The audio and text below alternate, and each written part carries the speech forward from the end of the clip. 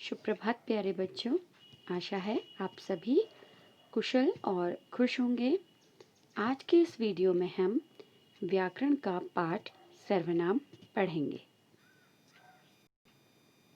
बच्चों, आप सर्वनाम को इंग्लिश में प्रोनाउन के नाम से जानते हैं, तो चलिए शुरू करते हैं पाठ सर्वनाम। यहाँ पर 2 वर्ग दिए गए हैं और उनमें कुछ वाक्य दिए हैं। पहले हम क वर्ग के वाक्यों को पढ़ेंगे।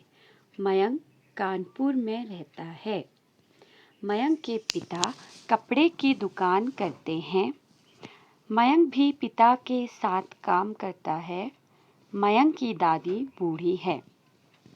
अब ख वर्ग। मयंक कानपुर में रहता है। उसके पिता कपड़े की दुकान करते हैं। वह भी पिता के साथ काम करता है। उसकी दादी बूढ़ी है। अब समझते हैं इन वाक्यों के अंतर को। जैसा कि आप सब देख सकते हो कि क वर्ग में हर वाक्य की शुरुआत मयंक से हो रही है। मयंक एक संज्ञा शब्द है। और ख वर्ग में पहले वाक्य में मयंक कानपुर में रहता है। उसके पिता कपड़े की दुकान करते हैं। यहाँ पर मयंक के स्थान पर उसके प्रयोग किया है। तीसरे वाक्य में वह भी पिता के साथ काम करता है। तीसरे वाक्य में मयंक के स्थान पर वह शब्द का प्रयोग किया गया है। चौथे वाक्य में उसकी दादी बूढ़ी है। इसमें मयंक के स्थान पर उसकी शब्द का प्रयोग किया गया है।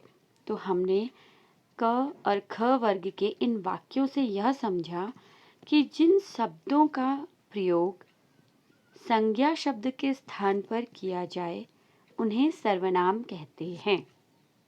या आप कह सकते हो संज्ञा के स्थान पर जिन शब्दों का प्रयोग हो उन्हें सर्वनाम कहते हैं। कोई भी ऐसे शब्द जो संज्ञा के स्थान पर प्रयोग किए जाते हैं उन्हें सर्वनाम कहते हैं। यहाँ पर कुछ सर्वनाम शब्द आपको दिए गए हैं, जैसे मैं, मेरा, मुझे, हम, हमारा, हमें, तुम, तुम्हारा, तुम्हें, आप, आपका, आपको, वह, उसका, उसको, वे, उनका, उनको। ये सब कुछ मुख्य सर्वनाम शब्द हैं। और आप यह भी कह सकते हैं सर्वनाम का अर्थ है सबका नाम। चलिए इसे समझते हैं इन वाक्यों के द्वारा। राम किताब पढ़ रहा है। अब राम एक संज्ञा शब्द है। इस संज्ञा के स्थान पर हम सर्वनाम का प्रयोग करेंगे। वह किताब पढ़ता है। कुत्ता भौंकता है। वह भौंकता है। मोहन मेरा भाई है। वह मेरा भाई है। गाय दूध देती है। वह दूध देती है। तो आपने देखा जो गुलाबी रंग से शब्द लिखे गए हैं वह सारे संज्ञा शब्द हैं और इस तरफ जो नीली स्याही से शब्द लिखे गए हैं वह सब सर्वनाम हैं। तो आपने देखा कि राम के लिए भी वह सर्वनाम हमने प्रयोग किया है, कुत्ता के लिए भी वह, मोहन के लिए भी वह, गाय के लिए भी वह। इसीलिए हम कह सकते हैं सर्वनाम सबके लिए एक नाम है। वह सर्वनाम को हम किसी भी संज्ञा शब्द के स्थान पर प्रयोग कर सकते हैं।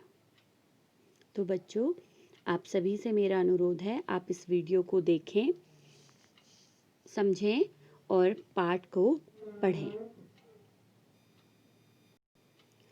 आशा है आप सबको यह पाठ समझ में आया होगा। तो आप सभी इस पाठ को पढ़ो और समझो। धन्यवाद।